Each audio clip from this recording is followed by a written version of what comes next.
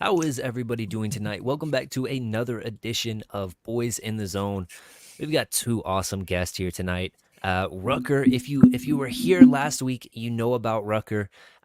He is a very informed Cowboys fan. A pleasure having him on last week. We brought him back on the show this week, but now we've got Bennett of the Dallas Ballers Club. I almost said Buyers Club, which it's so funny that you have that name because so many people say my show as Boys in the Zone or Boys in Mhm. the Hood, and so it's funny that we can share that little bit of stuff. But anyways, Bennett, shout out your show.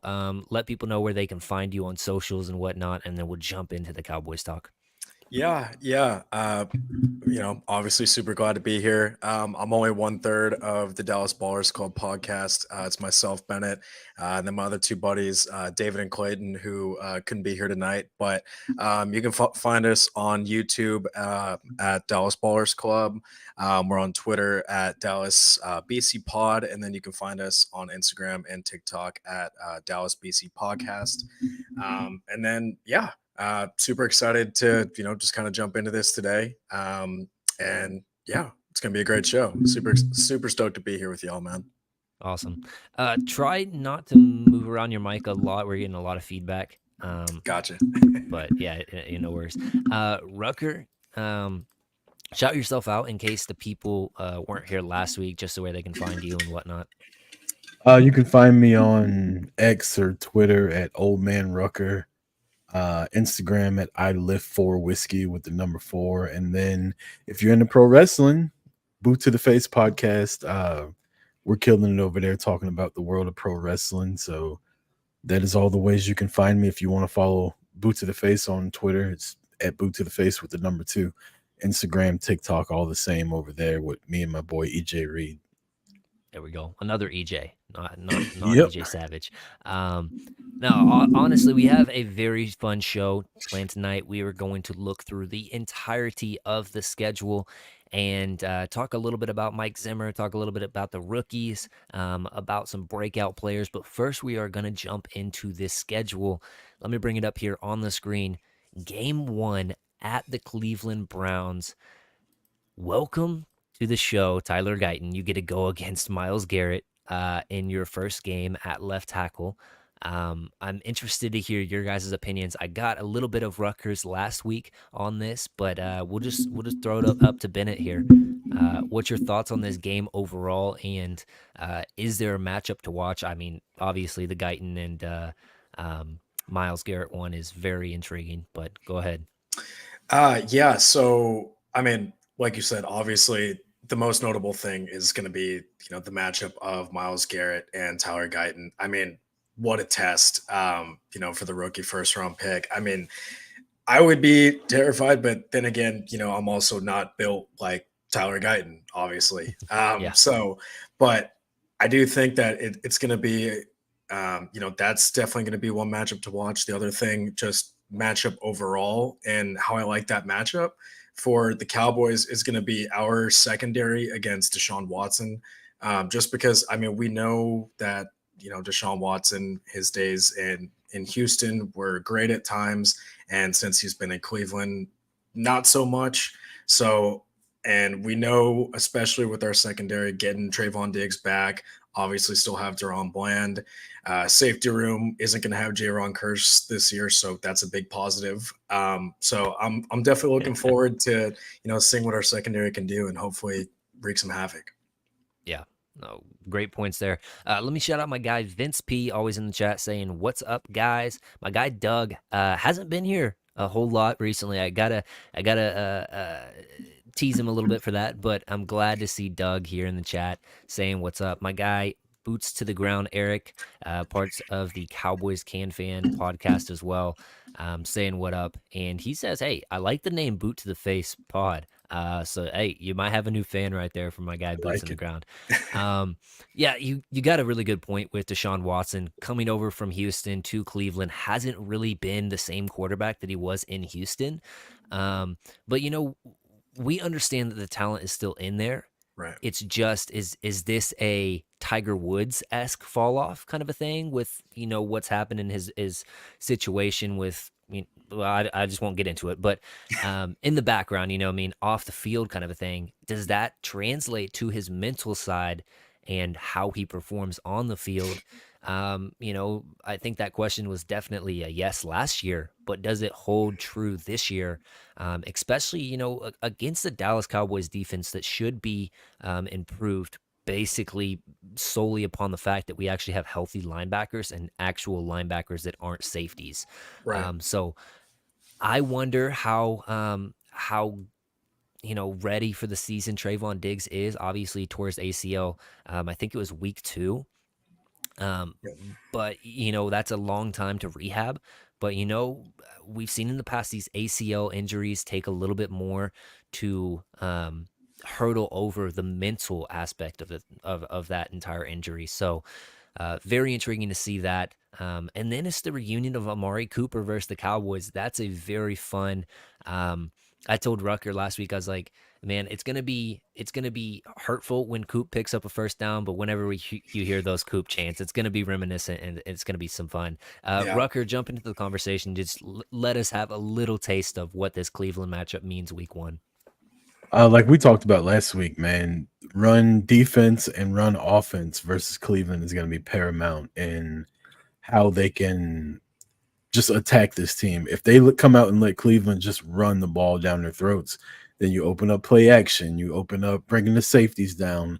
And like, again, we talked about last week, Amari Cooper is one of the best route running wide receivers of this generation. So if Yep. you're pressing everybody and you're bringing everybody into the box and you leave him one-on-one, Trayvon coming off of a torn ACL or Deron Bland, who was kind of susceptible to double moves and stuff like that last year, that's just asking for trouble. So them stopping the run and them being able to run the ball, I think, are going to be the two keys to this game. Absolutely. We won't jump too much into the Cleveland talk because we talked about it a lot last week. But my guy Boots on the Ground does make a great point. Guyton gets to go up against Micah a lot in practice. Now, I will say Micah is more of a, like, don't get me wrong, he still has strength, but he's more of a finesse rusher than a true can win in any manner type of a way like Miles Garrett does. So it's a little bit different, but he is facing one of the best in the league. So still Well, a good point about that. Go ahead. one thing to note about this, though, is guys like Micah and CD aren't at OTAs, so they're already missing. Mm, Not necessarily Mike and CD, but Guyton is already missing chances to at least be around Micah Parsons and kind of get a feel for the speed and the pass rush and things like that he brings. Yeah, they're going to be at training camp, but I mean, it wouldn't hurt if they were there now to kind of get them a little yeah. early start. So Yeah, definitely a good point with that as well. Jumping in here to this week 2 matchup, this was a game I was kind of eyeing to possibly be at, but it looks like a lot more Cowboys fans that I'm interested in meeting up with is going to go to this week 3 matchup. But first, we got to talk about this Saints matchup. Derek Carr with the Saints now had an up and down season last year. Um, I wouldn't consider him top 15 anymore. Interested to hear kind of what your guys' takes are on this Saints team. They're a good defense. They're a well coached team. But realistically, I think the Cowboys at home, this homeowner opener at 12, a noon game, I just feel like the Cowboys are going to get off to a really quick start on this game. And truthfully, man, I don't know that there is a matchup that I'm most looking forward to other than possibly CD Lamb versus like a Marshawn Lattimore. But interested to hear your take first, Rucker. this shouldn't be a difficult game for Dallas. Like if they come out and they're ready to take care of business, this should be one of those ones where they're pulling it. Dak didn't play how many fourth quarters last year? This should be his Yeah. first fourth quarter he's taken off Yeah. for next season. So I, in theory, am not worried about this game, but I don't know. Next season's looking a little iffy, so who knows? But in theory, this should be a easy winnable game for Dallas. Yeah, we also forgot. I wanted to do this while we were going through the games. A running tab on the W's versus L's, um, that we're going through. So week 1, what are you guys leaning upon? Win or a loss week 1? I got to win versus Cleveland. Win. Okay. Bennett. So, and this is just like it'll probably become my thoughts on the season, and just the team overall will probably reveal itself more as we go through this. But I think I'm gonna say week one is gonna be a close loss. Close loss. Okay. Yeah, I'm gonna go with a win right here. I think I know how good Cleveland's defense is, but I guess more optimistic about the Cowboys being fully healthy and our offense and defense being better than their offense and defense. I know they have a very stout defense. I probably would say that their defense overall is better than the Cowboys. But I just feel like their offense lacks so much. Where's Nick Chubb at with his recovery? Like, there's so many questions with them. They lost some of their better offensive linemen. They don't have as much depth there and stuff. And they lost their offensive line coach, which was one of the best in the game. So, um, how does that play a factor? I think that the Cowboys can narrowly beat them. I think it is a close game, as you mentioned, Bennett, but I think that the Cowboys, just the fact that we do have a very good kicker in Brandon Aubrey, we can maybe nail one through the uprights and go home squeaking out a victory week one. Off to the Saints game, though. I talked a little bit about it, but go ahead with your synopsis on this game, week two. Yeah. So, I mean, pretty much like both of y'all said, this game, the Saints don't scare me at all. I mean, out of probably every team, just looking at our schedule right now, outside of like maybe the Giants, I think this is probably the least intimidating team that we have on the schedule. Mm, I mean, Derek Carr is, as you mentioned, he's not really a threat. Right now, they do have some guys. One guy that kind of makes me a little bit nervous is Rashid Shaheed, just because he's a speed. burner speed guy. Chris Speed Olave is also there, so I mean, exactly, yeah. Um, but I mean, they do have some weapons. They still have Alvin Kamara too, obviously. But the Saints just don't really scare me that much. I guess if there was one matchup to look out for, I would just say our defensive line against their offensive line. Obviously that they have some turnover there. Week one probably not going to be as great of an opportunity for us to kind of pin the ears back and just kind of get after him. But I think in this matchup, we could potentially see some guys, like a Marshawn Nealand or, guys that are further down the depth chart, potentially getting like, some sacks and some big plays. pop off a little bit. Yeah, they're Mhm. they're a team that has struggled to find good offensive linemen. They tried to hit it a little bit in this year's draft, and um, they might be without Ryan Ramczyk, which is their best offensive lineman. So Right. who knows with his recovery process as well if they're going to have him for this game. I'm going to chuck this up as a W. I mean, Doug agrees. Expected a 2-0 start. Um, yeah, Watson hasn't been the same since he lost his favorite masseuse. Um, Derek Carr beat us with the Raiders a few turkey days ago. He is a threat. Yeah, that was such a weird game though because we didn't have CD, we didn't have Amari Cooper. The number one wide receiver was Michael Gallup, and he didn't show up until the very end of the game. So, um, yeah, I don't even like to think about that Raiders loss because I was stuck 50 minutes away from my house and I was just like in misery. Yeah. Anyways, though, bringing up this game three against the Ravens, this is where I think that we're going to lose our first game. I just Mhm. think that the Ravens, yes, they have turnover with their defensive coordinator. Yes, they've missed, they lost some pieces as well with their defensive fronts and whatnot, but they brought back Justin Matabike.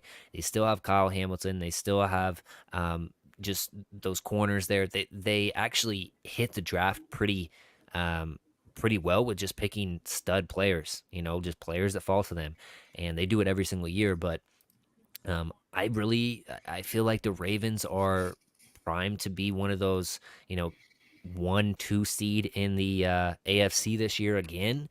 And you also have to worry about Lamar Jackson healthy at the beginning of the season. He's going to want to run and extend plays. it's not that I don't trust my linebackers because we do have fast players, Damone Clark. We've got Overshown back. How do those sideline to sideline linebackers help out? But overall, man, um, Lamar's coming off of an MVP season. I'll put that in quotes because I feel like Dak should have won it, but Yep. um, he still is a difference maker realistically on the football field, and they just continue to add weapons. Another year of Zay Flowers, obviously no OBJ, but um, they're starting to turn over a new fold of offense, moving in the right direction. So that's my two cents on that game. I feel like it's probably a loss, but the Cowboys are very good at home, so who knows? But I'm gonna go with the 2-1 start here. Rucker, why don't you jump in and with your thoughts on this on this game? It's okay to not trust the linebackers. I mean, there's a lot of unknowns there, right? Like Damone Clark, we saw him play well and we saw him struggle last year. Overshown's coming off the ACL. Kendricks this is his first year coming in. So I wouldn't say I trust the linebackers. Like they're gonna have to prove it to me. Yeah, And a yeah, person that has proven it to me is Lamar Jackson. That I just see him 3rd and 8, 3rd and 7, third yeah. and 9, getting first downs, just constantly keeping this game moving. I think it's going to be a tough hill for Dallas to climb. As we talked about last week, like everybody's going to give Dallas their best shot this year. And if they're not up to the task, like they should be every week, then it'll Yeah. be easy for Baltimore to not necessarily run away with the game, but I think they win by at least 10. Baltimore does.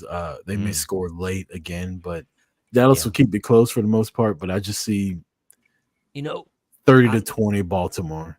I'm interested in how big of an impact their losing both of their tackles this offseason plays in on that game because if we get one of those, legacy games by Michael Parsons, two sacks, a forced fumble, strip sack kind of a deal, um, and Lamar constantly having to get flushed out of the pocket and try to extend, how does That's that help your scary though. secondary? It is, yes, definitely. I mean, obviously, you go into the game. I think that Mike Zimmer has this understanding, like, yeah, we're gonna have to spy Lamar each and every single down just because of his ability to be a ball carrier. But overall, man, I wonder if you can get one of those games from Michael Parsons, and then how does that factor into the back end with two ball hawk corners, Trayvon Diggs, Deron Bland? Can they possibly get a turnover on Lamar Jackson, who isn't really known for his accuracy?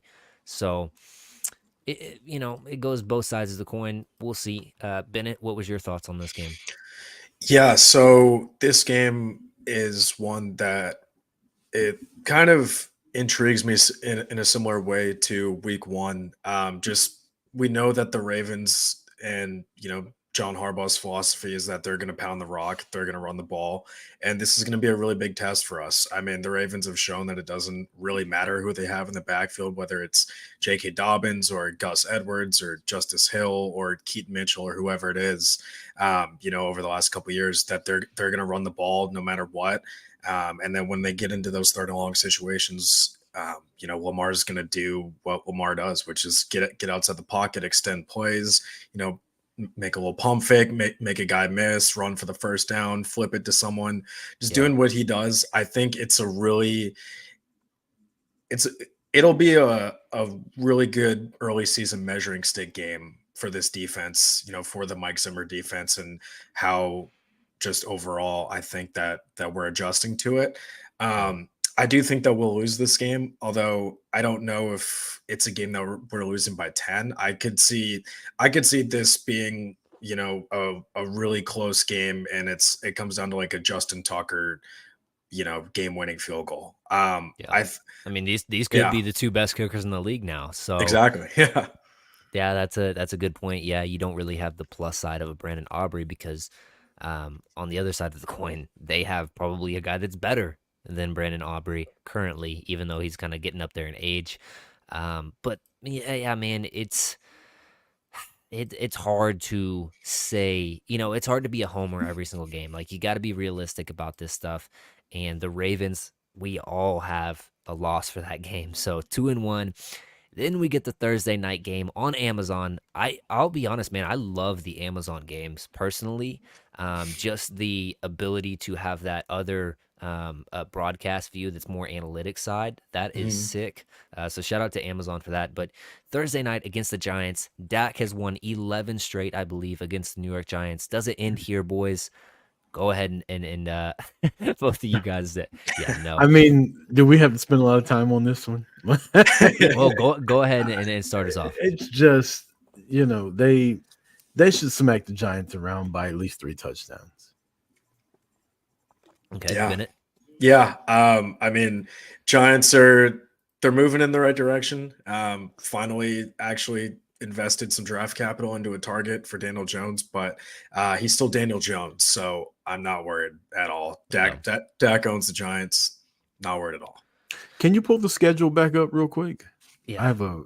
Is this the first year that after Thanksgiving they don't play 2 Thursday games in a row? Because Uh-huh. usually they play Thanksgiving and then they play the following Thursday. So they've moved this Thursday game up to week 4. So Dallas will have a little challenge of a schedule this time.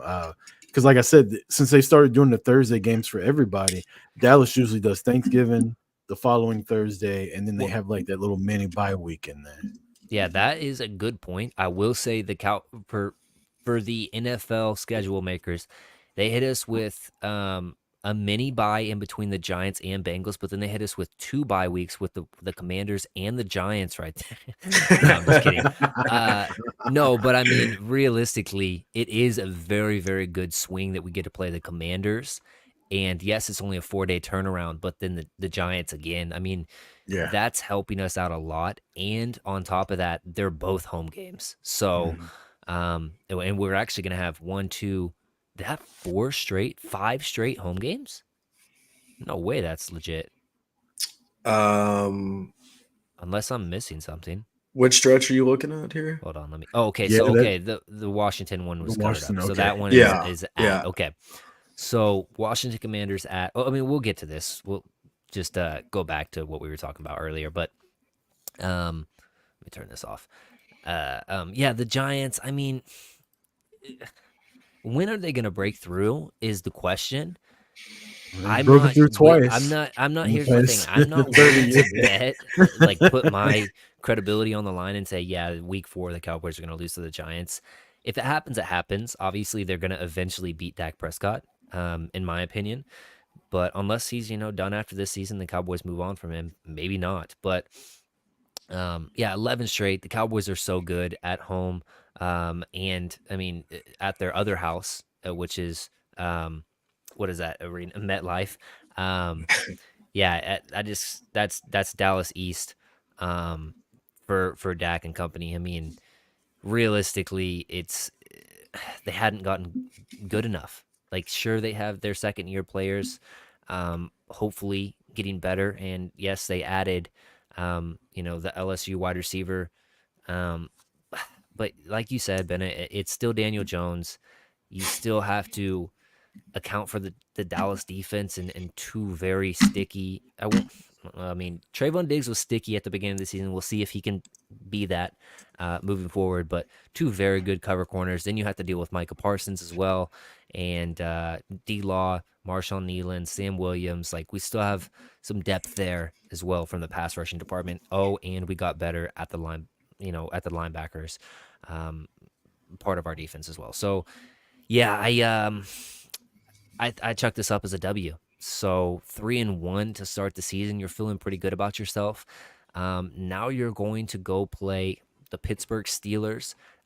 Who do you see? Russell Wilson? Do you see Justin Fields? Yeah. It's all dependent upon how they play or how Russ plays early on in the season. It's going to be interesting. They have a good defense. You're going to have to face, another one of those top rushers in TJ Watt. And, what's the other rusher there who's pretty Alex good? Highsmith. Yeah, Highsmith. There you go. And Highsmith is no slouch as well. So regardless of where TJ lines up, you've also got a very good rusher on the opposite end. They can create some havoc too. So both of your bookend tackles have to be on their P's and Q's.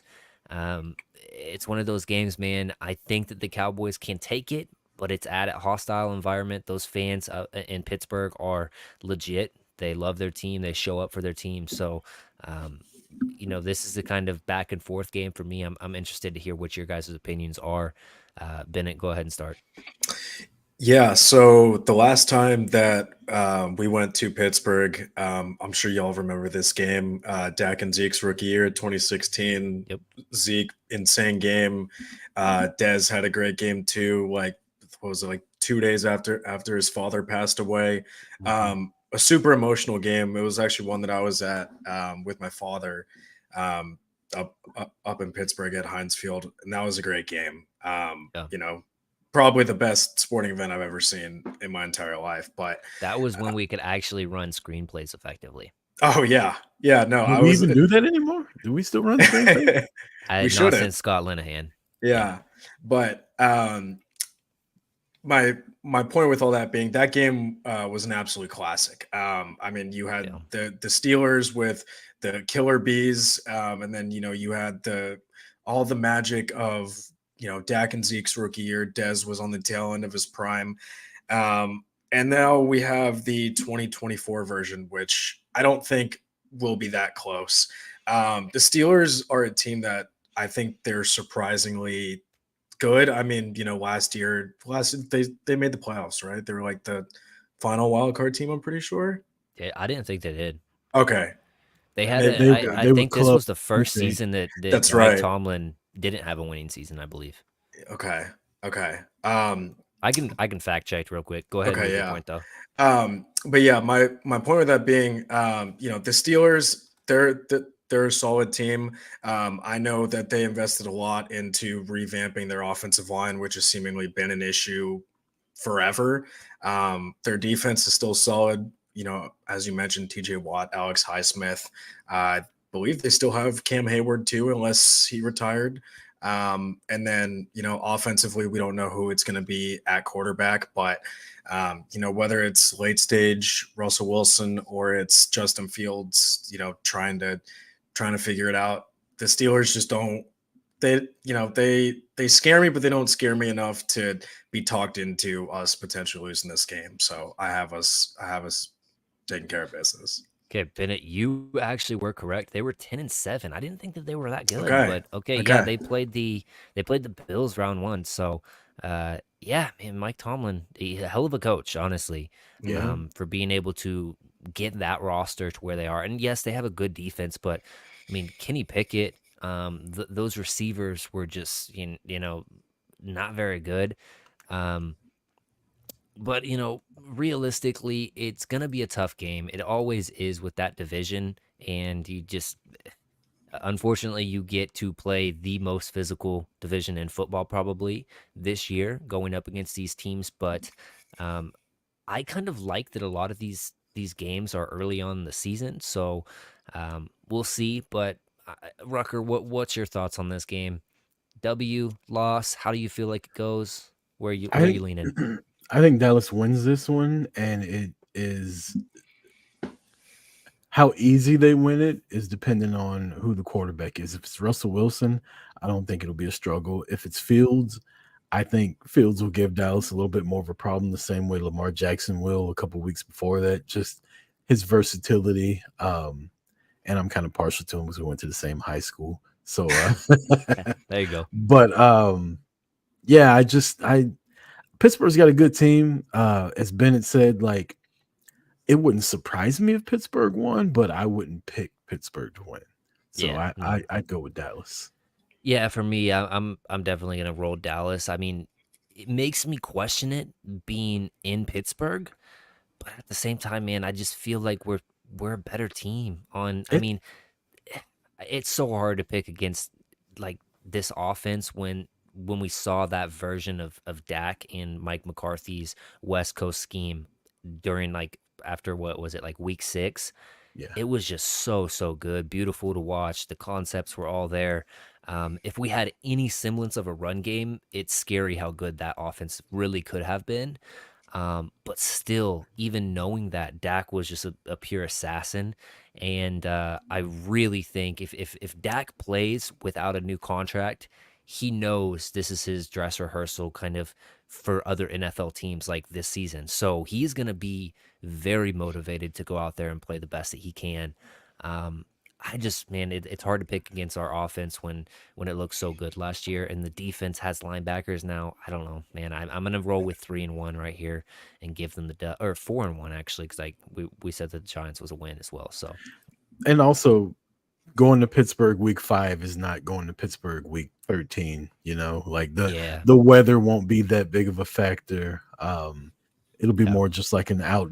It'll be a road game, but it's And that's another point though with that division and specifically is they're tough nosed, and you play a lot of them early on the season where they don't have that weather aspect to it, which is a huge plus with the Cowboys being an indoor team.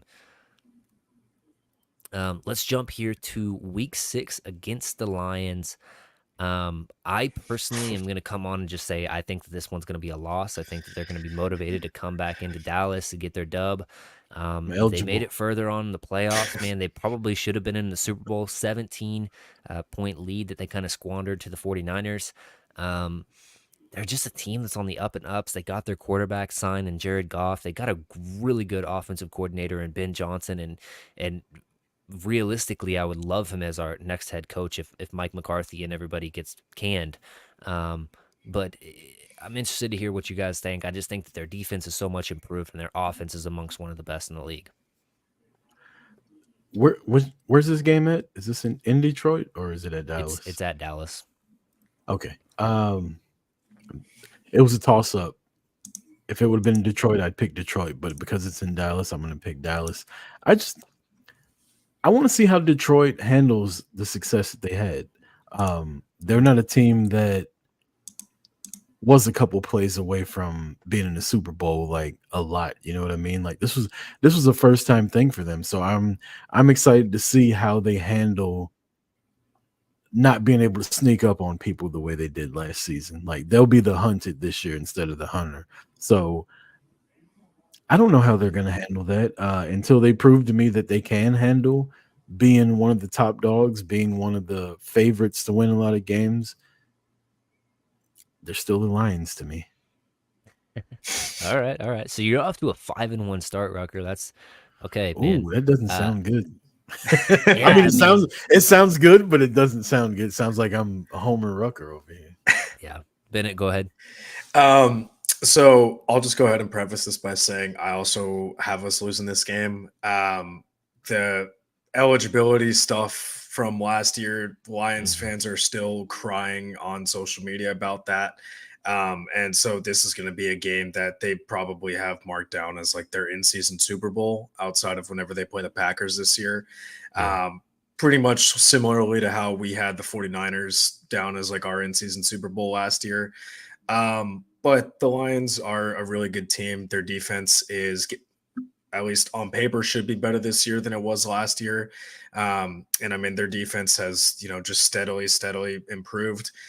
Their offense, I mean, they're in the stage now where they're starting to pay guys like Goff and Sewell and Amon Ross St. Amon Brown. Yep. Ra. Yeah. So, and I just think that, especially with Ben Johnson, with him potentially, like you said, being a super sought after head coaching candidate again in this next cycle, potentially even for us, we'll have to see. Yep. But he's going to be wanting to put his best foot forward, and we had enough issues trying to stop them last year. So, I think that this is going to be a game that we lose. In terms of how close it is, I'd say probably at least 7.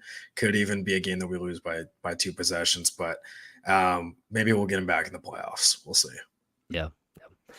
Real quick, I gotta shout out my gal, Ariana, friend of the show. She's been on here a couple times, but it was actually her birthday yesterday. So happy birthday to you! Pleasure having you pop in here and say some kind words and talk some Cowboys football. Um, I agree. Dak should have won MVP with her. yeah, I also yep. agree. Yeah, yeah. Okay, bye week. I'm gonna chuck that up as a W for the Cowboys. Feel like I'm pretty safe by saying that one. And then our Achilles heel. Oh, Um, San Francisco 49ers. I don't understand how we have to face them at their house again. It seems like every single time we play them, it's at their house. But regardless, the the 49ers, they're a good team. I mean, they have consistently had our number, beating us twice in the playoffs, whooping us last year, whooping us the year before. I think the last time that we beat them, it was CD's rookie season where he actually had a kick return off of an onside kick, which is pretty funny to think about now. But yeah, it's just this team is beating us every single time. Mhm. So my guy Boots on the ground says, "Yeah, I'm gonna go to that Niners game." So he's gonna nice. represent. We're gonna at least have one Cowboys fan in that Save your arena. money. Levi Yeah. Stadium, I believe it Save your is. money. Don't do it. It's gonna be Um, ugly. yeah, this one I want to give the Cowboys the surprise dub. I really do, but I have to see it first, man. This team is like the boogeyman to our team. I just don't feel like they go into the game with the same vibes and same. Like it's almost like the bully that continues to pick on you, and you go home and you tell your mom and dad, and they're like, "You just gotta punch him," and then you get there and you're like, "I can't," you know what I mean? So until they actually do it, I'm gonna go with the 49ers. I just feel like they're too good. I mean, probably Dre Greenlaw is gonna be back by then. Um, yeah, I don't know. You hope that Brock Purdy is absolutely trash and it was just a one hit wonder kind of a season. But yeah, I'm gonna go with a loss. The Niners, two straight losses for the Cowboys. They dropped to 4-3 at this point at week 8. Bennett, what's your thoughts on this game, man? Yeah. So I mean, pretty much my thoughts on the Cowboys and Niners rivalry is that there's going to be absolutely no reason to pick the Cowboys to beat them until they prove us otherwise. I mean, I'm sick and tired of getting my hopes up for a Cowboys and Niners game only to be absolutely crushed and you know th- you know be looking at mock drafts like halfway through the third quarter. Yeah, yeah. So you know I again, like you said, I would also love to be proven wrong. I don't foresee that happening. I have us losing this game. Um, don't think it'll be close either. I mean, I could legitimately see this game being a, a real turning point of our season, especially with, I mean, starting with the Lions, and then obviously we have the bye week. But I mean, the next this little stretch of our season with the Lions, Niners, and then the next 3 games that we'll talk about. This is a really kind of tip of the iceberg moment for our season, and for me, I have us dropping this game, and unfortunately, I have a record at 3-4 right now. You have 3-4? I have us losing to uh, Pittsburgh? no, I have us losing to the Browns. Oh, Browns, wow. Okay, Ravens, so three and Lions, four. Wow. Okay, Niners. Yep. Rucker. Um, your opinions Loss. on this game, man? It'll be a loss. They're just the boogeyman, you know. Especially last season's game, you watched Dallas, and it was just so uncharacteristic of stuff that they were doing during that game, to the point where they weren't even doing the regular fundamentals correctly. Mm-hmm. Um, I think the Niners just have their number, and honestly, I don't I don't want the win to come in the regular season. If they're going to beat the 49ers, beat them in the playoffs. That's what I want. That's how it was back in the 90s when I was a kid watching them. Like the Niners were the boogeyman back then. Beat them in the playoffs. I don't care about the regular season. Love Um, you. My it's daughter came in here to say goodnight. Sorry. No it's worries. just I don't think Dallas will be mentally up for this game for whatever reason. And I think the 49ers they got the big brother syndrome with Dallas. Like they just slap them around, and until Dallas punches them in the face, which I don't think will happen until the playoffs. Again, they got to prove it. So I got the Niners winning. Yeah. Yeah, I'm sorry. Eric, Sorry. don't spend your money, Eric. Don't spend your money. Save it. Save it. Save it. Save it. Yeah, Boots is save it coming for the in. playoff game. Yeasty of Little Faith. What, baby? Love you. See ya. Um, She just said pick the 49ers. I heard her. yeah, there you go. Week 9 against the Atlanta Falcons. New acquired quarterback, Kirk Cousins. Some people might say the Or white Dak Prescott. or Um, Penix Jr. might be playing. oh, or yeah, or Michael Penix Jr. could be playing. I think that'd be uh, uh, crazy for the Falcons to sign Cousins only to have a rookie replace him week 9. But I digress. I mean, he is coming off the injury as well, so we will see. But it's gonna be a fun game, man. The Falcons, for all their problems these past few years, with what's his name, Arthur. Um, Offensively, they look to be a better team, truthfully. So, and I mean, they got weapons. They got Kyle Pitts. They got Drake London. They've got Bijan Robinson. They got Tyler Algier. Their defense still has question marks, absolutely. But they got a good coverage corner in AJ Terrell. Um, I think that the Falcons could be a sneaky team, but I am going to go with the Cowboys with the dub. I think that they get it right. They're not going to go 3 straight losses. I just don't believe that. So they climb back out of that, two game hole they slid, and they get a dub, and that pushes them to, for me, I believe that would be 5-3. Um, Rucker, what's your opinions on this game? Where do you see it I'll going? I'll be at this game. Uh, There you go. I'm going to spend my money on a way better game than the 49ers. Sorry, Eric. Big. But the last game I Oh was god. at was the comeback game with Dak and Cole Beasley on I believe it was like 3rd and 7 or something like that. And he hit Cole going over. They went in on a field goal at the end. It was a really fun game to be at. It was like that Um, weird onside kick, I think. yeah, Yeah. yep, Oh yep, yeah, that yep. game was Oh awesome. no, no, That's a no. I'm sorry. legendary No, game. that game was in Dallas. Oh, The was it? onside Yeah. kick where the Falcons just stood around and Yeah, watched. they didn't jump on it. Yeah, yeah. That Yeah. was in Dallas. The one in Atlanta, it was kind of back and forth. It was a low scoring game. I can't remember this. I think it was like 2017, maybe. But Dak and Beasley like went down the field towards the end. Dallas got a field goal. We won the game. I was there. I had really good seats because of my ex-wife's friend's boss or whatever. Long story. But it was fun, and this one will be fun because Dallas should beat Atlanta. And Arthur Blank's kind of like the dollar store Jerry Jones, right? Like he came in really hot. He got his team to the Super Bowl. They didn't win, and now he's starting to get, at least for me, because I live here in Atlanta, he's starting to get a lot of the criticism that Jerry was getting 10, 15 years into his run after the Super Bowl run. So What was their former head coach? Arthur Smith. Smith, yeah, yes, yep, Arthur Arthur Smith. Smith. Yep. Yeah, So I think the pressure is going to be in Atlanta because, like you named earlier, like they got a lot of weapons on offense. They still haven't figured out how to use Kyle Pitts.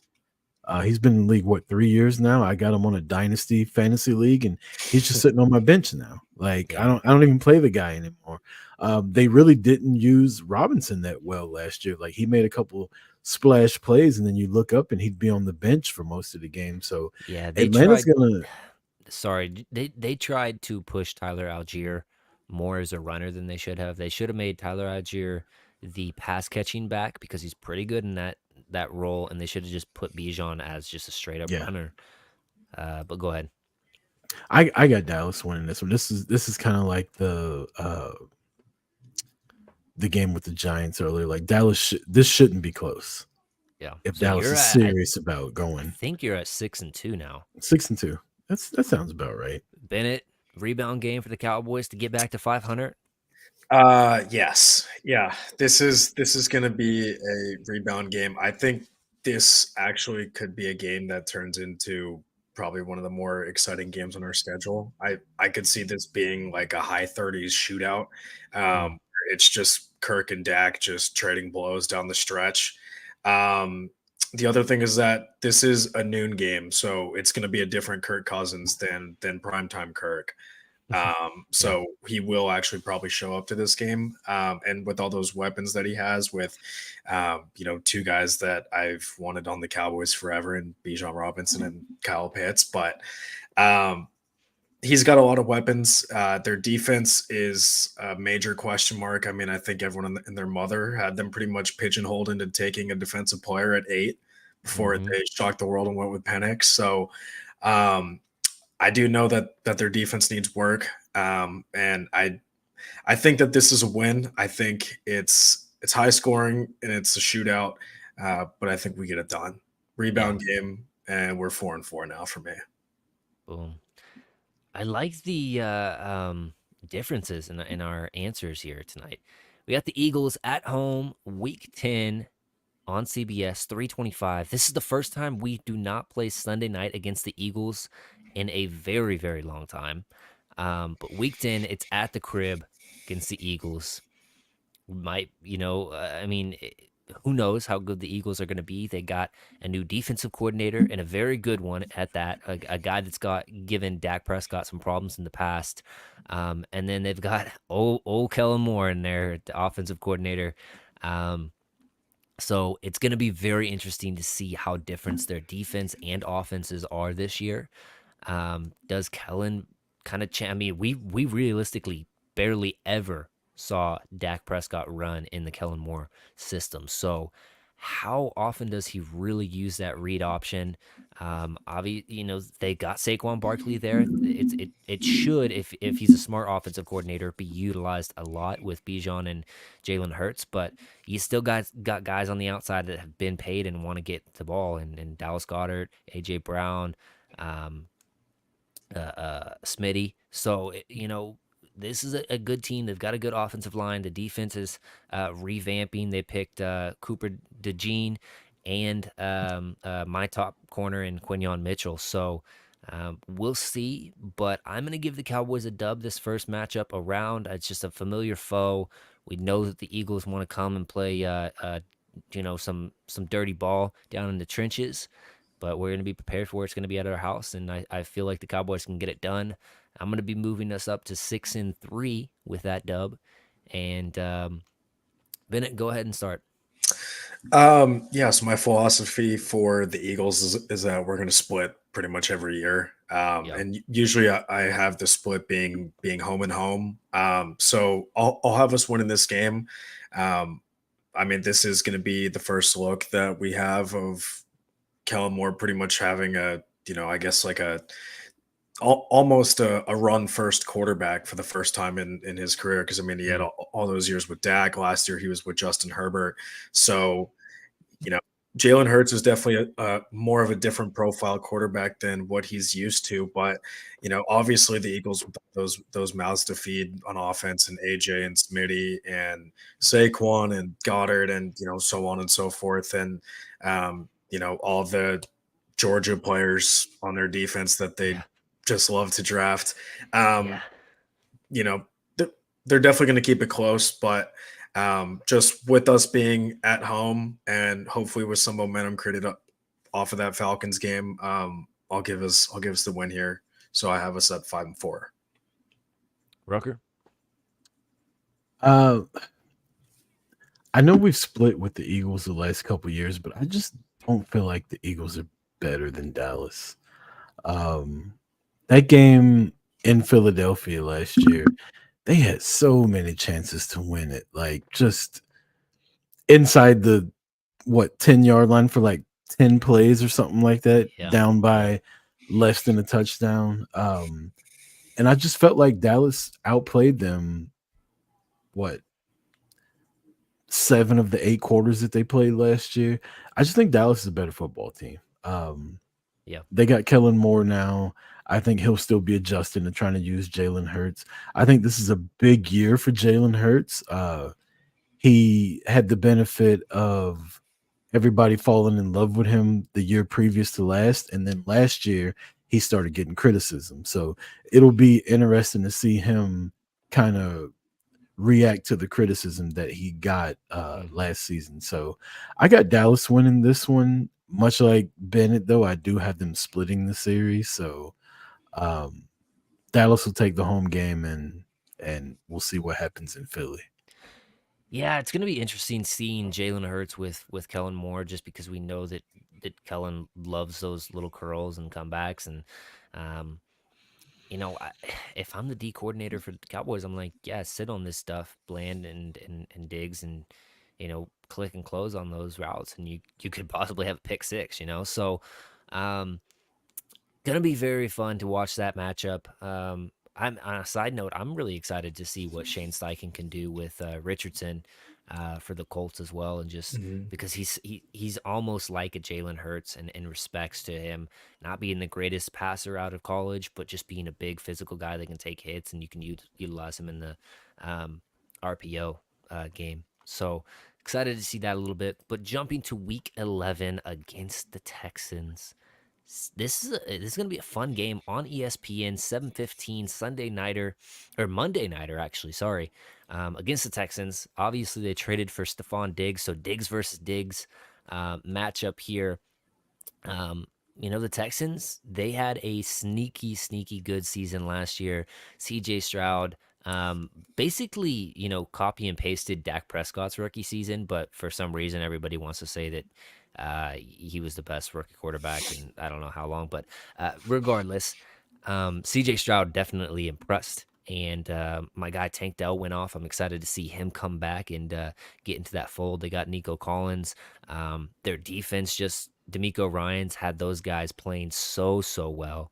I think they had the defensive rookie of the year as well Yep. in Anderson. So you know, it's a team that's on the up and ups. We'll see if they can continue to get better and build on that. But I'm gonna give the Cowboys a loss right here, just because I feel like the Texans kind of have that little brother mentality in Texas, and I feel like they're going to be like, "Yo, we can go into Dallas." I believe it's in Dallas. Yeah, so it's in Yeah. Dallas.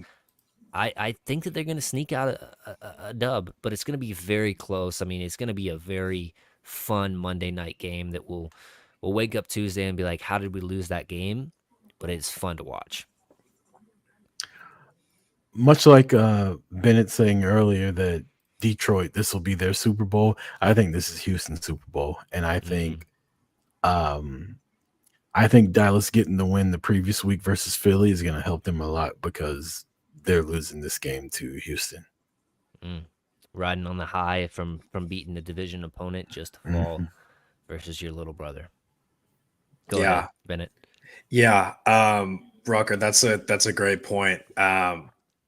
Just speaking personally from I have a bunch of buddies from school that are diehard Texans fans, and let me tell you firsthand, this is their Super Bowl.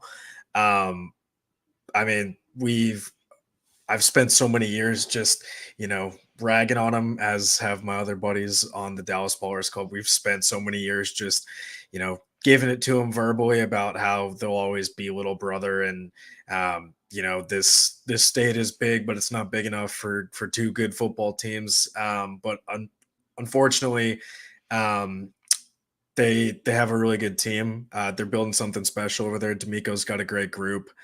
Their defense is really solid. Their offense is, just I mean, pretty much entirely predicated on whether or not CJ Stroud has a sophomore slump, but I don't really foresee that happening. I think he's the real deal. I've been a big Stroud guy since he took over for Justin Fields at Ohio State. So, um, you know, I think that this is a loss. I don't know how close it is, but this is a loss, and it's one that I'm probably going to have to, go with my Houston buddies that I'm sure will drive up for the game, and I'm sure they'll be giving it to me, you know, for a while for that whole week after. So Yeah. Got to shout out my guy Stephen Mack in the building. Says, "Yo, your boy will be in AT&T Week 3." Yeah, I'm eyeing that game as well. I will probably be at the big tailgate with Mike Tag and Kelly K9 and all of those great guys. So possibly might see you there as well. Um, what is this? Week 12 on Fox, noon game at Washington. Let me take this comment off really quick. At Washington, they got the new quarterback. they said, Sam Howell, you're not good enough. They go and get Jaden Daniels, and he had a great season at LSU this past season, but realistically, I think he's going to be a project of a quarterback at the next level. I know that they got what's his name, old Arizona head coach, Cliff Kingsbury. Mhm. So we'll see what that offense looks like. They have good weapons. Their defenses, yeah. They're realistically they have a lot of players that we know, and Dan Quinn is the head coach, so we should have a lot of familiarity with this team. Obviously, being a division foe, but having a bunch of our ex players as well. So it's going to be kind of fun to watch this game, but I think the Cowboys easily win this game. I'm going to say that if it hasn't already happened in the season thus far, this is the first 40 burger for the Cowboys. Go ahead, Rucker. I disagree. I think Dan Quinn's really good his first 2.5 to 3 years with a team, and then the luster kind of wears off. I think he'll have Washington ready. I think all the new players, I think all the old Cowboys players, I think they'll all be ready, and I think Washington will steal this game. It'll be close, but I got Hmm. Washington winning this one. Okay. Yeah, this is a game that I'm not taking super lightly, just because with us going to Washington, being a Northern Virginia native, growing up right by the DC area, there's a different energy around that football team right now.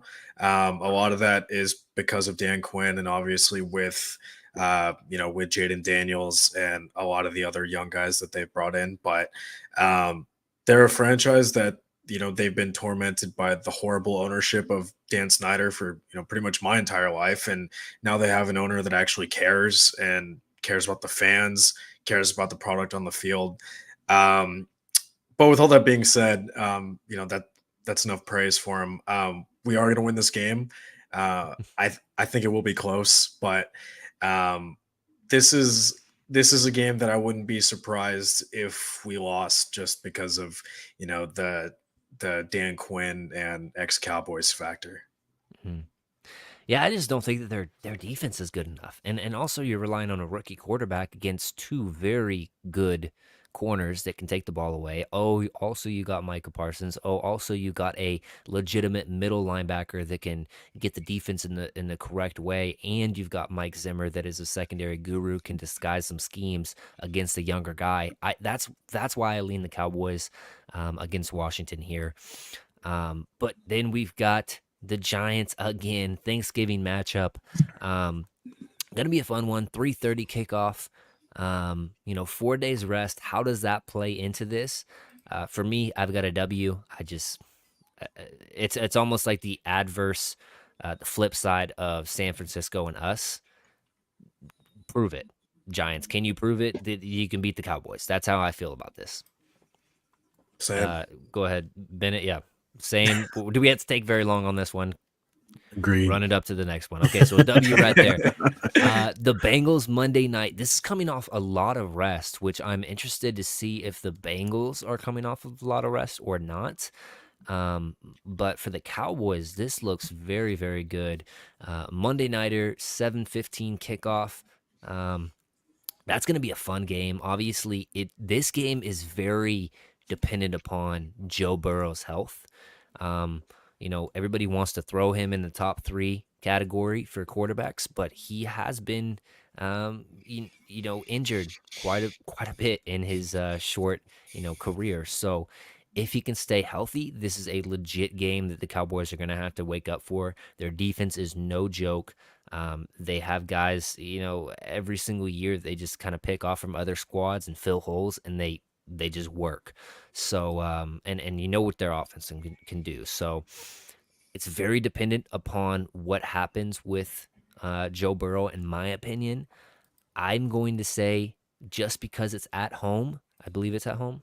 Mhm. Yes, at Yeah. home, the Cowboys sneak out the victory. Late, field goal by Brandon Aubrey. We'll see, but man, that's very hinged upon Joe Burrow's health, in my opinion. Rucker.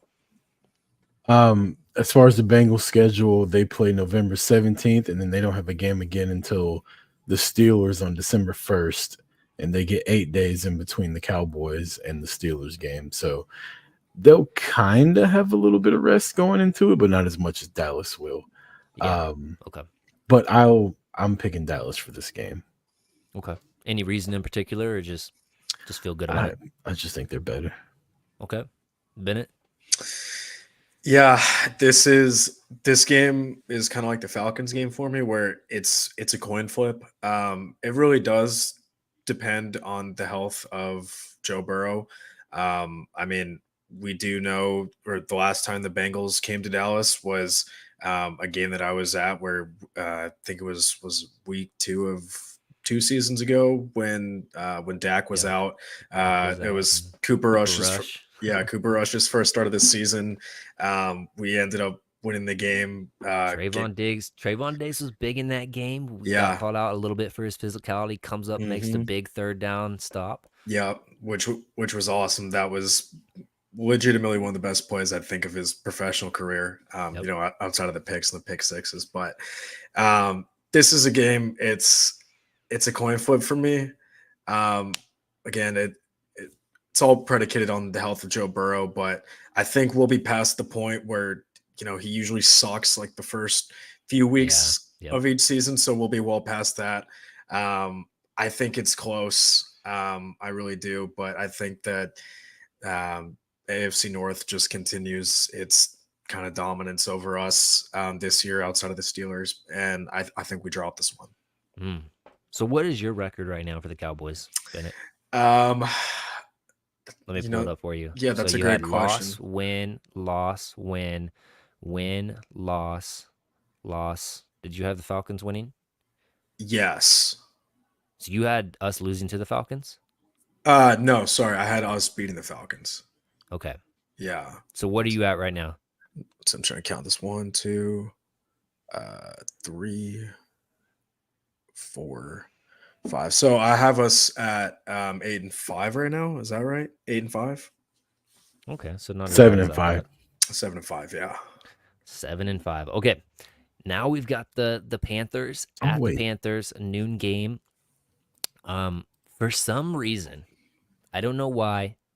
I eight and personally five. think that we're gonna Sorry. we're gonna drop a game against the Panthers for some reason, unbeknownst to anybody. I just feel like maybe they could That'd be figure awful. something out. I don't know. I mean, obviously they lost Brian Burns, the best defensive player. But for some reason, I feel like this is like the Arizona game last year. Like everybody's like, "Oh yeah, Cowboys, that's an easy Mm. dub. Put it on your money line," and the Cowboys blow it. So I'm gonna give them a surprise loss right here for the Panthers. Just no reason other than just seems like a Cowboys thing to do. Mm. Bennett. um, I mean, honestly, if I didn't have us losing the week before, I wouldn't be, you know, I wouldn't be far off from what you're saying, that this would be the random trap game that we just don't show up for, and we just Yeah. walk into Carolina and say, "Hey, we're the Cowboys. Go ahead and roll over so we can win this game," just like they did in Arizona last year. But I think that we'll still win this game. I think you Yeah. could. I If they think lost the week before, I wouldn't have. Yeah, I wouldn't have yeah, predicted a loss.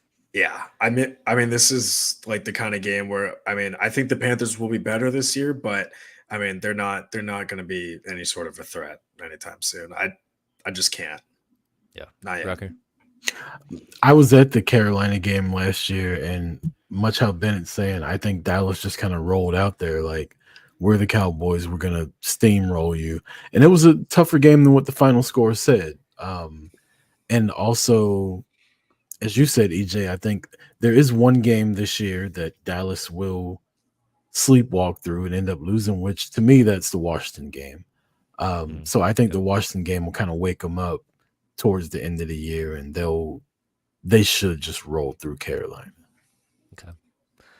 The Buccaneers the following week. This is interesting. The Sunday nighter. I I feel like the NFL schedule people got these two games flipped. Like this should have been the Eagles versus Cowboys Sunday night. But I guess this is a Saturday game on the 29th. I don't know. But anyways, the Buccaneers, they're an interesting team. I mean, Mike Evans, Godwin getting up there in age a little bit. Baker Mayfield, do we really believe that last season was legitimate? Who knows? I mean, I always kind of liked Baker a little bit, but realistically, who knows? So for me, I'm gonna say the Cowboys. Is this an away game? I think. Oh no, it's at the No, house. it's Yeah, home. Yeah. yeah, at the crib. I just think that the Cowboys are really going to just pound it on the Bucks. I just don't see that being a close game, and I know that they're a team that's kind of hangs into some games that they probably shouldn't. But yeah, I just feel good about that being a W. So I'm gonna give that W to the Cowboys there at home. I just feel good about that one, especially after losing to the Panthers the week before in my scenario. Bennett. Yeah, this is another tough one for me. I really like the point that both of y'all have mentioned about the one game that we will inevitably sleepwalk through. Um, the other thing that I'm wondering, especially just in this scenario, as we get later on into the season, is just what each team is going to be playing for. Um, the Buccaneers, I mean, with the NFC South, I mean, I think the Falcons should be expected to win that division, but I mean, there's a very real chance that the Falcons aren't, that great of a team and aren't running away with the division. Like maybe Yeah. Tampa Bay just has a little bit more to play for at this stage. So I do think it's going to be a closer game than it probably should be, but I'm going to give us the win because we're at home. Okay. Rucker. I got Dallas winning this one. Um, the Bucks don't really scare me at all. Yeah, they'll probably be playing for playoff seeding or division seeding and stuff like that, but so will Dallas. They won't be too far ahead of Philadelphia, more than likely. Um, so Dallas will have to, if they want to keep, in my scenario, Dallas will be up about 2 games on Philly right now. So if they want to stay there, they'll have to get this game, especially after what do I have them losing? You want me to pull this up for you? Uh, well, they're on a little bit of a streak now. But if they're losing the game to Washington, which is a division game, they'll need to hold serve against teams like Cincinnati, Carolina, and Tampa, which I think they will. Um, so I Okay. got Dallas beating Tampa. All right. The next game at Philadelphia, week 17, 325 game. I'm gonna come out and say this. I think the Cowboys are sweeping Philly this year. Don't know why. I just feel it. I just feel like I just don't trust Kellen Moore. Um, and I think the Cowboys are going to win this game and clinch the division. All for it next week. They just go in and they're like, okay, whatever happens, happens. And they probably lose to Washington the following week.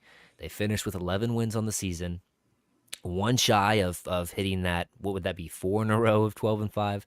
Um, so yeah, I just feel like the Cowboys are going to be in that position with the tiebreaker beating Philly twice. They'll have the tiebreaker no matter what happens the following week. So that's my prediction for these final 2 weeks. What are your guys' opinions? That sounds good, but if you're a Dallas fan, you should know better. In my scenario, they can lock, the division up with a win versus Philly, and I don't think they get it. I think they go into this game up 2 games against Philly. Philly wins, they get within one. And if Dallas loses the next week and Philly wins, then Philly gets the division. And it's all kind of drama. And Dallas ends up playing Sunday Night Football, week 18. But I got Philly winning this one, and I have Dallas beating Washington the following week to win the division. So I think that puts me at 12-5. You know what's Um, interesting about because like I think in your scenario, in order for that to happen, Washington they would have to sweep Washington and the Giants for Philly to have the tiebreaker if they finish with the same record. But I feel like Washington has a better chance of beating Philly. Like they've had their number in how many years past. Like they play very well against Philly. Oh, and Philly has secondary troubles. Like, do these new rookie corners, are they that much of a help? And how comfortable does Jaden Daniels feel attacking other rookies? You know what I mean? So that's why I feel like Washington can actually sneak a dub against Philly and give Cowboys that cushion where, oh, if we beat Philly, we can rest our players week 17 or week 18 or whatever. But I do like that tight race between Philly and Dallas because it seems like that's been, the story these Yeah. past couple of years. Bennett, go ahead. Yeah. So for the last 2 weeks, and this probably isn't going to be a super popular take, but this is just where I'm at with the team right now. I have us losing both games. Okay. I have us finishing at 10-7. We'll make the playoffs as a wild card team, but I think Philly takes the division. I think we'll be in there as a wild card team. Maybe go in someone else's house in that wild card round. Maybe pull an upset, and then we'll see after that. I don't want to get too far down the line there, but um, for Philly, as I said when we talked about the first game, I think that we split. Week 18 against Washington being at home, I think that there's potentially a chance that even being at 10-6 going into that game, maybe we already have a wild card spot locked up, and we don't really have a chance to move up or not Okay. really playing for anything. So I just think that could be a game where we're either potentially getting healthy or we're Yeah. pulling starters after the first or second quarter. So Those week 18 ones are tricky every single Mhm. time to try to juggle. Like, do I think my team is good enough where they couldn't rest? Like, what?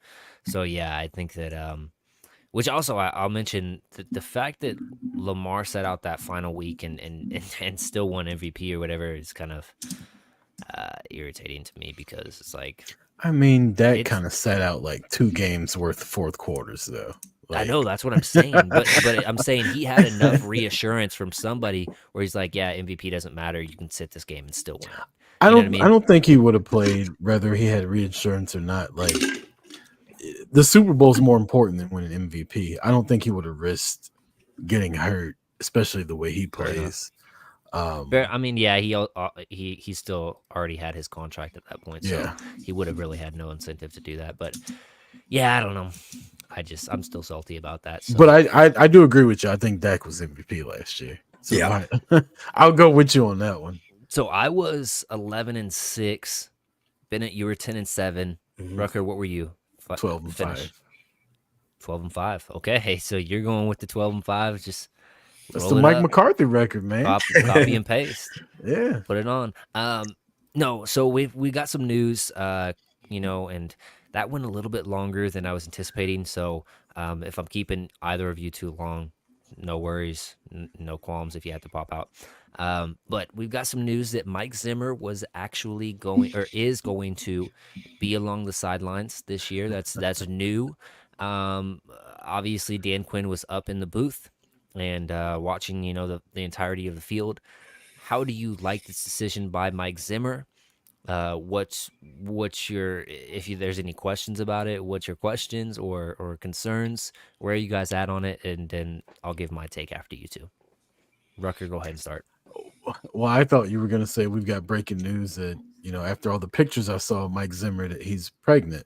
But, but No, no. no, I mean, honestly, like, to me, Dan Quinn being in the booth as defensive coordinator was way more newsworthy than your defensive coordinator not being in the booth. Like, to me, that was weird.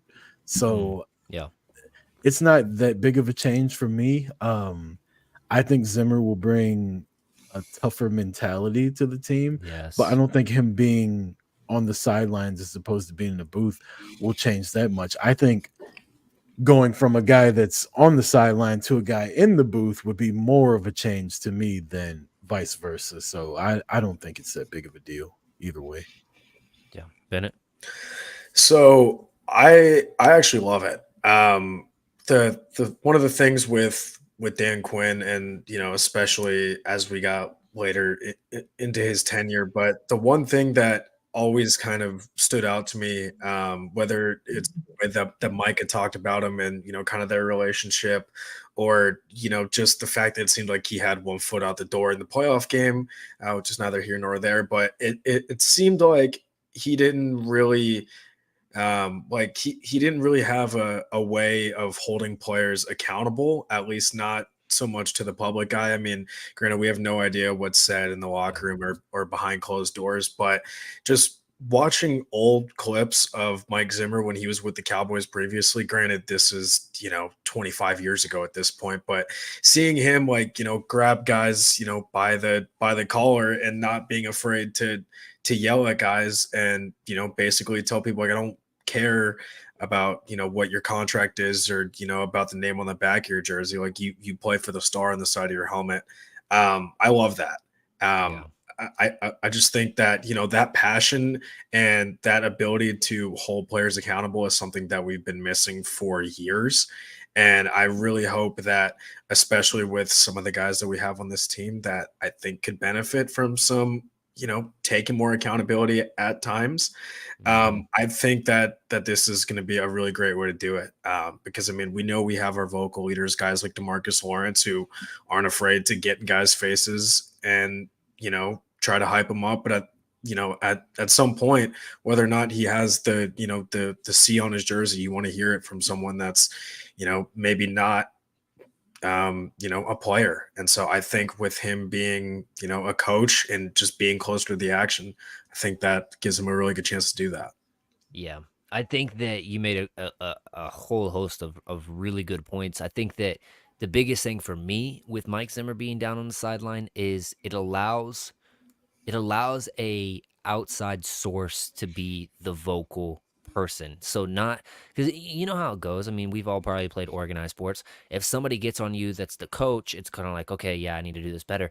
But when it comes from a player, sometimes it can kind of be like, oh, you're just pointing the finger. I can point the finger back, kind of a deal. Yeah. And so when you allow a coach to be down there and hold people accountable, especially with defense, like I mentioned this before we even went live to Bennett, defense is so emotional, and Mhm. I feel like calculated and that side of the game is more offense. And so with defense, it's a lot of the time just being being having that mentality to go up and make a hit, or having the accountability to understand, like, I wasn't in my hole. I wasn't in my gap. I wasn't here. And just knowing I got to do better. I'm going to put all of my energy, exert all of my energy into being to the spot that I need to be so that my other guys on the back end don't get gashed or so on and so forth. So I'm very excited about him being down there, especially with some of the players, like you said, having more accountability. I will say with Zimmer, I want to see him have somebody up in the booth that he trusts and can see the field from a bird's eye view, because I think that is valuable.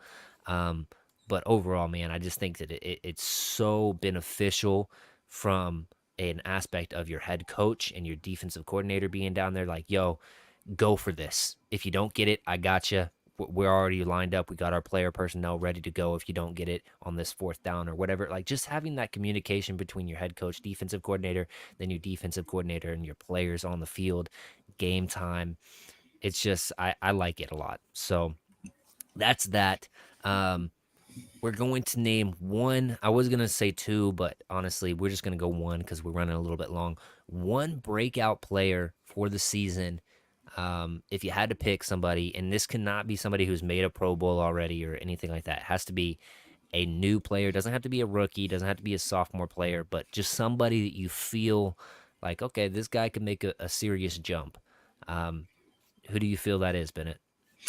So this was a guy that I picked to break out last year, and while he didn't have a full-fledged breakout, we saw him take major steps forward from being a guy that was pretty much unplayable to a guy that was actually a pretty solid contributor down the stretch and had some big catches. And for me, that's gonna be Jalen Tolbert. That's Um, my guy. yeah. There you go. Yeah, I am. I mean, since we drafted him, I've been a super big Jalen Tolbert guy. Even when his rookie year, everyone was super down on him. Ready to, you know, say that it was a horrible pick and say that we've reached and all that. I was one of the people in his corner saying we drafted this dude out of South South Alabama. Alabama. Yep. So, going from a small D1 FCS school to the biggest franchise in, the sports world is probably a pretty big adjustment. So, be a little patient. And he made some big plays last year. We saw him have some big catches against, what comes to mind first is the Philadelphia game. Yep. So, he had some big plays there. And, I think this year I would definitely look for him to hopefully be able to earn more snaps, hopefully from earlier on in the season, and really hopefully kind of step into that sort of, Cedric Wilson role, Hmm. from a few years Yeah. back. Yeah, I like that. Rucker, do you have anybody else as I a didn't mean to steal a your guy. It's all good. well, I was here's the thing. Here's the thing. For when we go back and we check this and we're either saying, oh, we were so smart or we're complete idiots. We just know, Rucker, you had Jalen Tolbert, but you have to move off of him just because we need another name. Go ahead. um Jalen Tolbert's a great pick, dang it. I I I do think he's gonna have a great year with Brandon Cooks being a little older, and in the last year of his contract that they're going to be looking at Tolbert to possibly be number 2 next season. Mhm. He's going to get a lot more playing time, and like you said, he was really good down the stretch. So with the fact that we don't really have a running game, even though we signed Ezekiel Elliott back, I think Deuce Vaughn might get a little bit more of an opportunity this season. Pro Bowl, maybe not, but I could see 600 yards rushing, maybe 4 or 5 touchdowns at a Deuce Vaughn this year. Okay. Yeah, I like that one. And he's going to be running behind his or not ex teammate, but former teammate at K State, and Mhm. now teammate again in Cooper Beebe. So that's a fun one. I'm going to go on the opposite side of the ball with the defense. I think that you look at losing Armstrong, you look at losing Fowler. I think that this is a legitimate make or break season for Sam Williams. Mm. And I think Mike Zimmer is the perfect coach to say, listen, you got the opportunity in front of you to do something, to be somebody, whether it's on the football field or simply for your son or for your daughter, to show that, hey, I didn't quit when we went out and drafted a second rounder in Marshawn Nealon. I didn't quit when we brought in Junior Fehoku. I'm here now. I've got my chance. I've got my opportunity. I was playing special teams as a gunner last year. Now I've arrived onto the scene. If Mike Zimmer can really portray a message to him that motivates him, he has all of the tools, all of the skills to be very good. And I'm excited to finally see Sam Williams have the opportunity to be a difference maker from the pass rushing perspective. We've seen him make some flash plays and tackles for loss and in the run game and whatnot. We've seen him on special teams, obviously getting some penalties and stuff here and there. But overall, we haven't really seen him be let out the cage, as his Twitter post mentioned. So I want to see him as a you know not a situational pass rusher, because I think that he has the versatility to be good against a run, but just be one of those headhunters on the outside. I just think that we could legitimately see him have 8 sacks, 10 sacks. If he gets in the right spots into the right game, and especially based on how much they use him, because a fresh Sam Williams in situations is a nightmare against some offensive tackles in the league. I mean, he has explosiveness, he has the bend around the edge. It's just adding more pass rush moves, and really the biggest thing for me, and I've coached basketball. For middle school before. And the biggest thing I see in players is just having a belief from somebody externally that's not their parents or something like that. And just saying, listen, you have all the talent. You can do this thing. Obviously, who knows how much that holds in the professional game. But somebody that kind of feels down and out right now, he made the post last year and didn't get a whole lot of playing time. Maybe all it takes is Mike Zimmer coming in and saying, look, I see something in you. I want to use you a lot. You're our third, guy behind D-Law, behind Micah, you got the opportunity, show it in training camp, show up every single day, and it's going to translate to the field. So Sam Williams is my breakout player, and I'm really excited for the season in his regard. Any comments on that, boys? I have a question about Sam Williams. Do we feel like he might be playing out of position as Do you far as think that he would? defensive end? Do I you think a think, linebacker? man, I just picture. Remember, we had Rolando McClain. I Mhm. picture Yeah, Sam Williams being like a Rolando McClain type, where he's just big, fast, strong, and he was gunner last yeah. season. Uses speed, uses instincts to kind of play middle linebacker, and just I don't know. I feel like I don't know. I feel like I just see him at linebacker for some For reason. me, I'm not big at taking like D ends and shifting them back to linebacker. I'm more like the opposite, like linebacker to D end if they Mhm. have the versatility. But that's just because I think that linebacker is way more mental side, and that's been one of the critiques about Micah Parsons is like how invested is he in the mental side of football, studying it up? Is he willing to be a linebacker and have to study more and understand coverage a lot better and those type of things? So I feel like he's already kind of on the outs in feeling within how he's been utilized. I mean, he was a second round pick. When you're a second round pick, you have a kind of a thought that you're going to come in and at least be utilized more than he has so far. So, um, yeah, I think that I would keep him at the end, but I have seen that idea being floated around a little bit. Ben, any comments? Um, so I mean, the one thing that I will say about Sam Williams, I do not want to see him on special teams at all this year. I Same, mean, same. I don't know why we kept. I mean, I get it. He's fast, but I mean, when you lead the NFL in special teams penalties by a pretty wide margin, and we keep putting you out there, I mean, it's just. I mean, it was a recipe for disaster. Yeah. So definitely don't want to see him on special teams. I am really curious to see where he fits in, to this team long term. I mean, is like, kind of like you said, like in terms of a make or break year, like this is pretty much, with him, with, Dorrance Armstrong gone too. You have to figure that anytime Micah or D-Law is coming off the field, you have to figure now that he's going to be that first man in that rotation. And I Hmm. think that he really needs to, to put some good tape out there and do some big things this year, especially with, who knows what happens with DeMarcus Lawrence beyond this season with, his age and contract situation and all that. So I think this is, like you said, a really big prove it year for him. Absolutely. Um, Real quick, rookie that you believe is going to have the biggest impact, excluding Cooper Beebe, because I feel like that's the popular choice pick. Go ahead, Bennett. Okay. So I guess I kind of have a question. Just because this is a guy we didn't see at all last year. Well, I guess two guys, but I was wondering, and I kind of wanted to hear y'all's thoughts as well. But these guys are almost like rookies. Eric Scott Jr. and Valami Fahoko. We didn't see them at all last year. What like do you? I mean, do you guys foresee them According playing a role? according to who said it? I think it was Deron Bland, maybe. He went out and said Eric Scott Jr. is has legit made improvements. Hmm, Now, I don't know. I mean, obviously he's his teammate. He's in the same, positional room.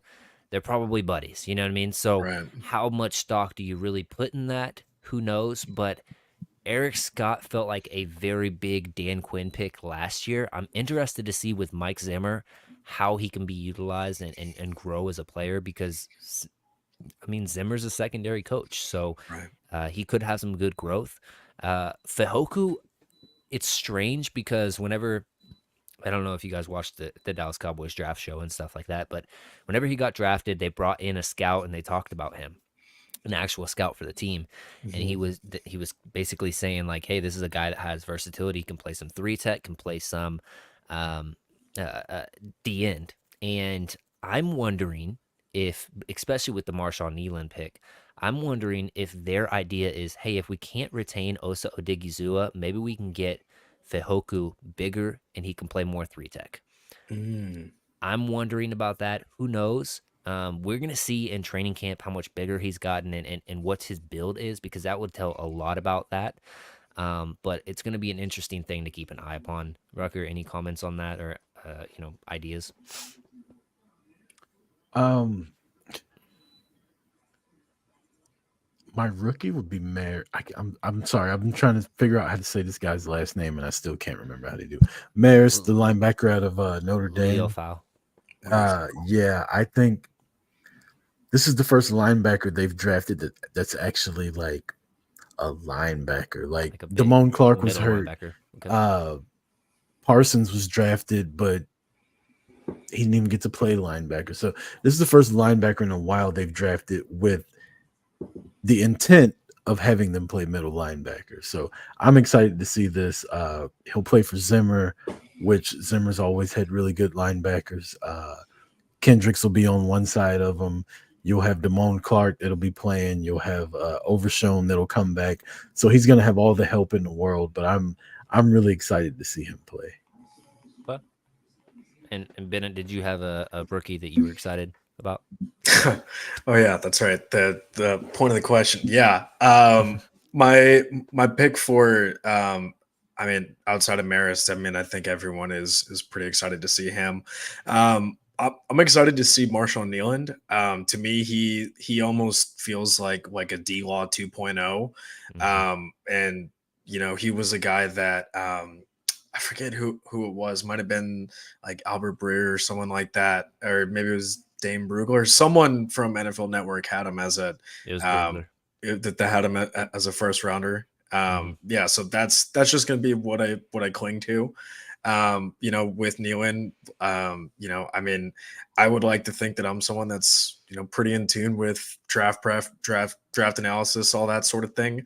When he got picked, I had no idea who he was, but I've learned at the end of the day, sometimes it's just better to trust our scouts, trust our guys. But the prospect of him being a D-Law 2.0 is really intriguing to me. So Yeah, I mean, you stole my guy, so I was gonna say Marshawn Needland. I had him as a two, second round grade. I didn't have him like a 1-2, but like right outside of my 1-2s. mm, I really liked him. I just thought that he brought a physical um, aspect to the game. He's strong. He's also patient. Like he's not gonna just try to get to the quarterback every time. He's really calculated upon. Okay, yes, it's definitely a run. Okay, yes, it's definitely a pass, and then attacking. But also staying engaged with the blocker across from him. So he's not just eyeing the quarterback and looking at that. He's also, trying to beat his guy as well. So I thought that he was good. Obviously, um, a little bit surprising athletic testing for him. I mm. didn't see that on tape, but that, brings some hope to me that he could possibly get better in that respect. So, yeah, he's my guy. I think that Sam Williams is kind of your Micah backup, and this guy Marshawn Nealon is your D Law backup, as you kind of mentioned. So, really like that pairing. And I think that's basically it for the show. I gotta thank my two guests, Bennett. Pleasure having you on. We'll have to get you on with your whole group sometime Yeah, soon, man. It was a lot of fun, and hopefully we can have more stuff to talk about. This is kind of the dead season for Cowboys talk, and so um, yeah, it was just a show of talking about hypothetical games that right now seem eons away. But yeah, we're always excited to talk with other Cowboys fans. And then Rucker getting on here second week in a row. Pleasure having you again, my brother. If you want to go ahead and shout out your shows one more time, and then we'll get out of here, guys. Bennett, go ahead. yeah. So, like I said in the beginning, I'm one third of the Dallas Ballers Club. You can find us on YouTube just at Dallas Ballers Club, Twitter at Dallas BC Pod. You can also follow me, my personal Twitter. I'm on there a lot, tweet a lot about baseball as well. You can follow that at DC Burke, DCBERK. And yeah, EJ, thanks so much for having me on, man. It was a blast. Definitely have to get the rest of the boys on at at some point. I'm sure they'll be watching and wishing that they were here next time. So Absolutely. Rucker.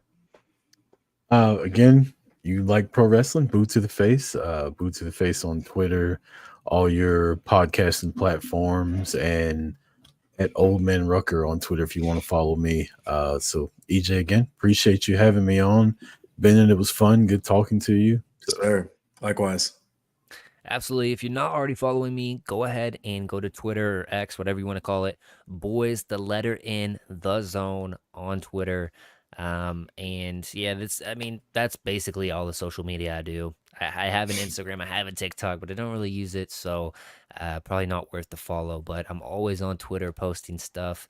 And it's a fun time over there. So go ahead and make sure you're following me there.